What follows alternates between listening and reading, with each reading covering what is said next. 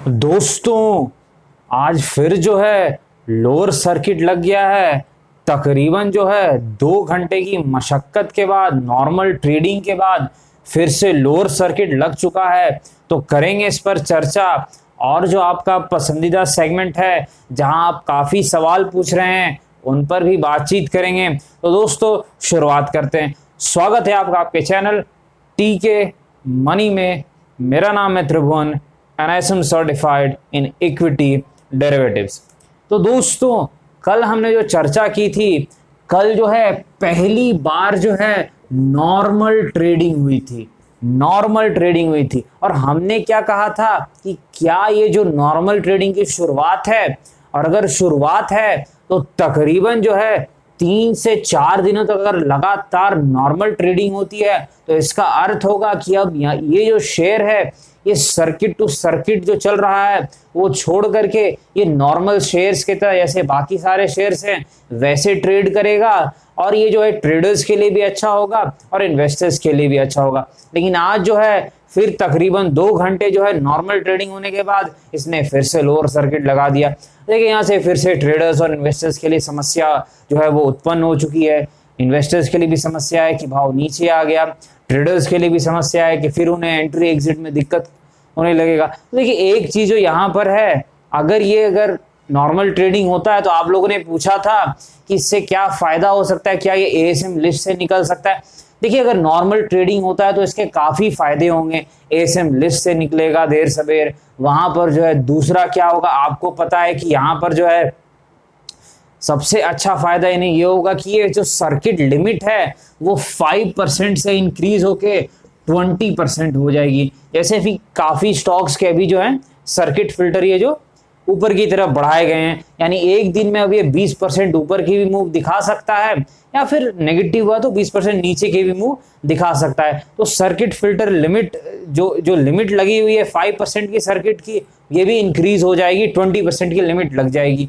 और वहां से जो है फिर अगर स्टेबिलिटी रहती है, वोलेटिलिटी कम होती है, तो फिर संभावना बढ़ जाती है कि ये नॉर्मल स्टॉक्स के तरह, जैसे एफएनओ के स्टॉक्स होते हैं, आपके वायदा के जो स्टॉक्स होते हैं फ्यूचर एंड ऑप्शन के, वहां जो एक दिन में वो जितना चाहे बढ़ सकते हैं, जितना चाहे घट सकते हैं। आपने देखा होगा एक शेयर एक दिन में जो है वो 80 की 90% बढ़ गया था। शायद मुझे लगता है इसका शेयर था आपका जेट एयरवेज का, हाँ, जेट एयरवेज का जो शेयर था। तो देखिए, जो शेयर वायदा में रहते हैं वहां इस प्रकार की चीजें होती हैं। और दूसरा जो है गिरावट भी उस प्रकार हो सकती है, जैसे इन्फी में एक बार गिरा था। तो यहाँ पर जो है आपने ये चीज चर्चा करने के लिए कहा था, इसलिए मैंने सोचा इस पर जो है थोड़ा चर्चा कर लूं कि सर्किट फिल्टर कैसे जो है लिमिट हटेगा। तो लिमिट हटने की एक प्रक्रिया है। पहले ये 5%, पहले ये एसएम लिस्ट, फिर वहां 5% से ये 20% वाले लिमिट में जाएगा, और फिर वहां से ये जो है नॉर्मल स्टॉक्स की तरह चला जाएगा धीरे धीरे। लेकिन ये बहुत लंबा प्रोसेस है, ये इतनी जल्दी नहीं होता, इसमें काफी समय लगेगा। इस चीज का आप ध्यान दीजिएगा। देखिए दोस्तों, आज का एक्शन जो है उस पर चर्चा करते हैं। यहाँ पर आज क्या हुआ है वो आपको देखना पड़ेगा।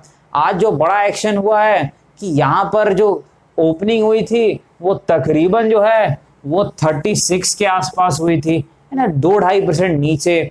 लेकिन ये फिर वहां से ऊपर की तरफ गया, और कहां तक गया, वो जो है 38 के आसपास गया। लेकिन वहां से फिर से सेलिंग आ गई, और पहला ही जो कैंडल बना था वो एक तरीके से जो है पॉजिटिव बना, यानी नीचे खुल के ऊपर गया। लेकिन बड़े सेलर जो हैं, आपने देखा होगा ये ऊपर के लेवल पर काफी सेलिंग आ रही है। जो 38-40 का जो एरिया है, यहाँ हम देख रहे हैं कि सेलिंग आ जा रही है काफी जबरदस्त वॉल्यूम के साथ।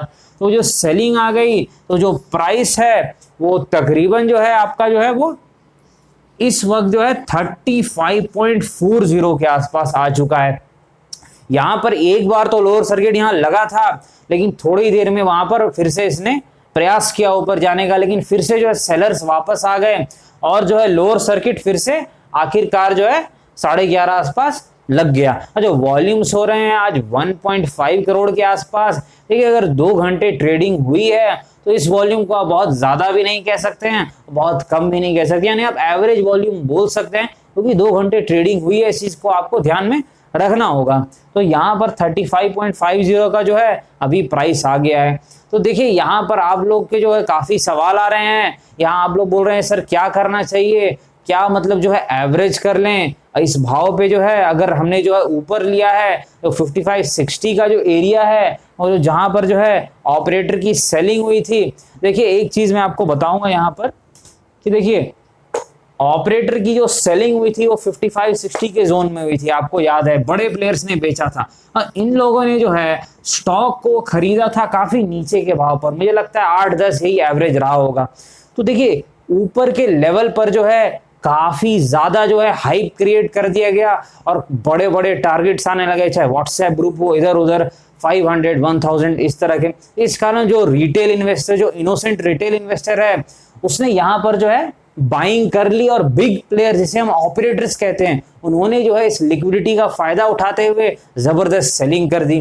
तो देखिए ये जो 55-60 के जोन में आप लोग फंसे, हमारे भी एक मित्र है उन्होंने 58 के आसपास का कुछ उनका प्राइस था, तो वहां पर उनका प्राइस तो तकरीबन मुझे लगता है 1 महीने के अंदर ही आधा हो गया था, जो स्टॉक 26 आसपास आ गया। फिर वहां से जो है एवरेज उन्होंने किया 27 का जो सपोर्ट एरिया था, आपको याद होगा जो लोग पहले से वीडियो देख रहे हैं कि 26-28 का एक सपोर्ट एरिया था जहां से हमने कहा था कि जो लोअर सर्किट खत्म होने की बहुत ज्यादा संभावना है और ऊपर जाएगा। उन्होंने 27 के आसपास जो है वो बाइंग की थी और 58 का उनका इनिशियल जो है बाइंग था, तो एवरेज कुछ 46 के आसपास उनका आया था।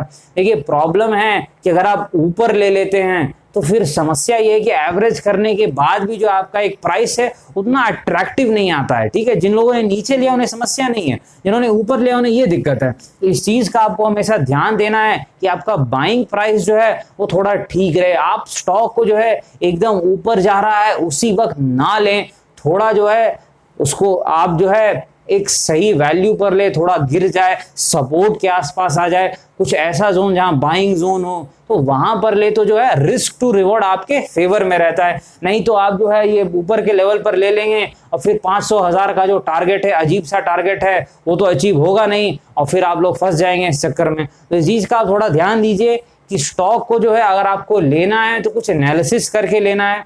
ये नहीं कि इधर उधर किसी से सुन लिया, कह लिया, व्हाट्सएप ग्रुप, टेलीग्राम ग्रुप या फिर कोई किसी चैनल में देख लिया, उन्होंने 1000 का टारगेट दे दिया है तो आपको खरीद लेना है। देखिए स्टॉक जो है वो या तो फंडामेंटल एनालिसिस के दम पे आप जो है टारगेट निकाल सकते हैं या फिर टेक्निकल एनालिसिस के दम पे। फंडामेंटल एनालिसिस में आप क्या करते हैं, आप पहले देखते हैं कंपनी की अर्निंग पर शेयर कितनी है, क्या अर्निंग है पर शेयर। फिर आप क्या देखते हैं कि मैनेजमेंट कैसा है, तगड़ा मैनेजमेंट है।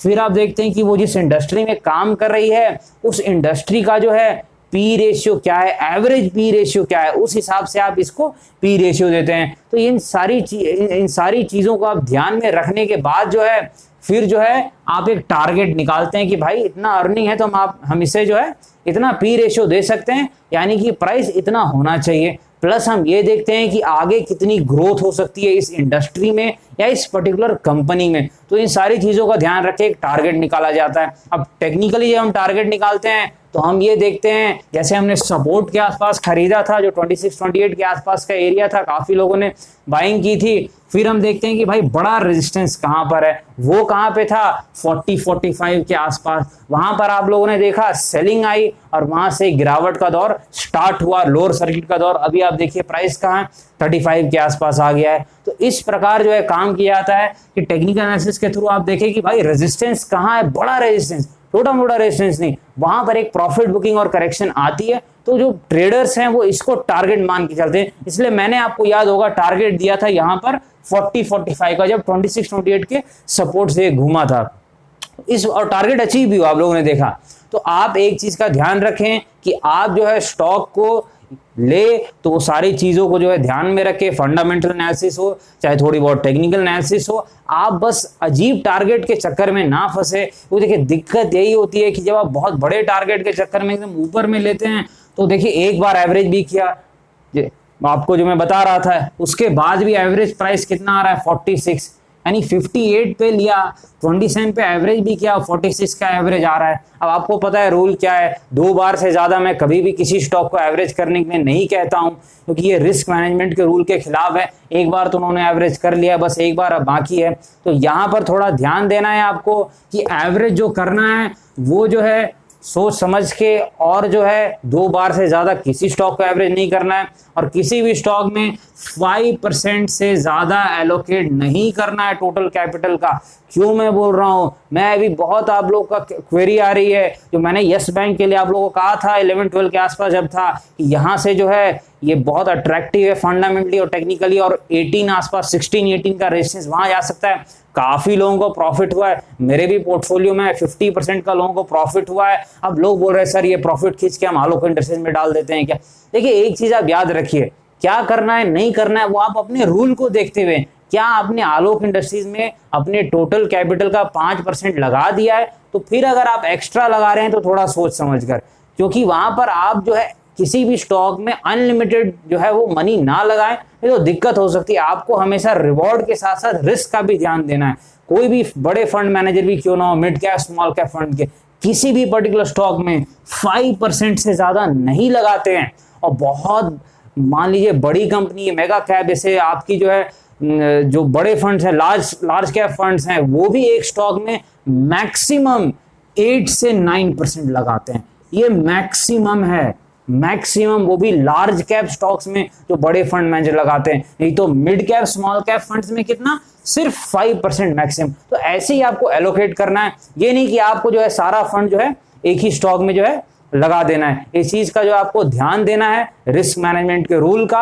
अगर आपने जो है एक बार एवरेज कर लिया है तो बस आप एक बार और एवरेज कर सकते हैं, और वो जो है आप इस चीज का ध्यान जरूर दीजिए। और एक स्टॉक में 5% से ज्यादा एलोकेट मत कीजिए। मुझे पता है काफी लोगों ने ज्यादा भी लगाया हुआ है अभी, लेकिन इस चीज का थोड़ा ध्यान दीजिए क्योंकि ये लॉन्ग टर्म में काफी काम करता है। तो थोड़ा इस चीज का आप ध्यान दीजिए। दोस्तों आपका जो फेवरेट सेगमेंट है वहां चलते हैं। काफी सवाल हैं आपके।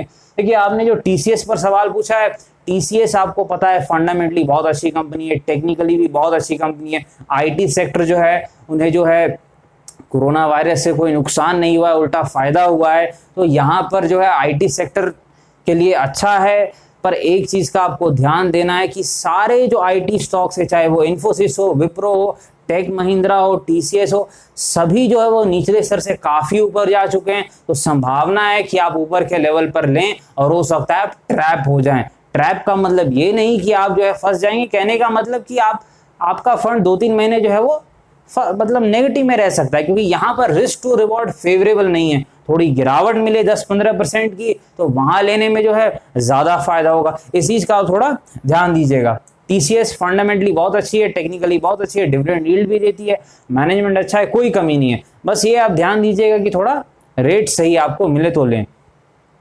अब जो सेल है, देखिए सेल जो है वो आपकी जो है एक ऐसी कंपनी जिसे इन्वेस्टर्स कभी कोर पोर्टफोलियो में नहीं रखते हैं। ये पोर्टफोलियो का स्टॉक नहीं है, लोग इसे एज अ ट्रेडिंग बेट रखते हैं। ट्रेडिंग बेट, तो ट्रेडिंग बेट इसे इसलिए रखते हैं क्योंकि ये बहुत वॉलेटाइल है और ये जो सेक्टर है सिक्लिकल सेक्टर है। जितने भी आपका जो हो गया शुगर सेक्टर हो, स्टील सेक्टर हो, जब साइकिल नीचे से ऊपर की तरफ घूमती है तो ये डबल ट्रिपल हो जाते हैं, लेकिन ऊपर से नीचे घूमती है तो ये स्टॉक आधे हो जाते हैं। तो यहाँ पर सेल जो है, यहाँ पर कुछ लोग कह रहे हैं स्टील साइकिल घूम रही है ऊपर की तरफ अच्छे के लिए और सेल भाग भी रहा है।